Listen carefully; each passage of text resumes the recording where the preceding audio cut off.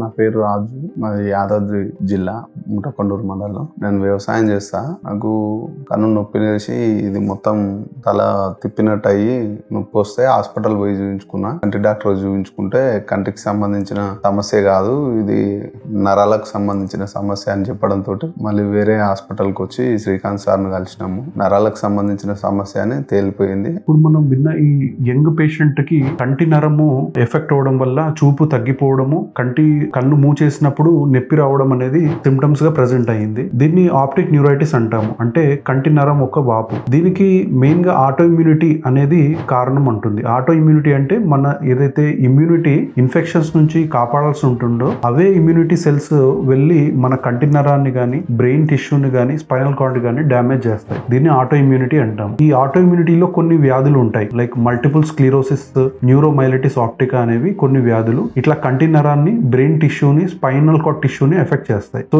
ఇలా ఎఫెక్ట్ చేసినప్పుడు చూపు ఎఫెక్ట్ అవ్వడం కానీ, కాళ్ళు చేతుల్లో వీక్నెస్ రావడం కానీ, మాట తడబడడం కానీ, నడుస్తుంటే తూలిపోవడము, మింగడం ఇబ్బంది పడ్డము, యూరిన్ మోషన్ మీద కంట్రోల్ లేకుండా పోవడం అనేది జరుగుతుంది. వీటిని ఎంఆర్ఐ స్కాన్ ద్వారా మనం డిటెక్ట్ చేయడానికి అవుతుంది. ఎంఆర్ఐలో బ్రెయిన్ లో ప్యాచెస్ కనిపిస్తాయి, వాటిని డీమైలినేషన్ అంటాము, లేదా కంటి నరము వాపు కనిపిస్తుంటుంది. ఇది యూజువల్ గా యంగ్ అంటే విమెన్ గానీ ఫీమేల్స్ లో గానీ వస్తుంది. యూజువల్ గా 30 years ఆ లోపలనే ఎక్కువగా చూస్తాము. వీటికి ట్రీట్మెంట్ ఎలా ఉంటుంది అంటే ఇమ్యూనో మాడ్యులేషన్ అనేది చేస్తాము. అంటే స్టిరాయిడ్స్ కానీ, డిజీజ్ మాడిఫైయింగ్ థెరపీ కానీ ఉంటుంది. ఇవి ట్రీట్మెంట్ కి బాగా రెస్పాండ్ అవుతాయి. కాబట్టి లక్షణాలు వచ్చినప్పుడు ఇమీడియట్ గా డాక్టర్ ని కలిసి ట్రీట్మెంట్ స్టార్ట్ చేస్తే రెస్పాన్స్ బాగుంటుంది. పర్మనెంట్ డ్యామేజ్ అవ్వకుండా మనం చేసుకోగలుగుతాం. నమస్తే.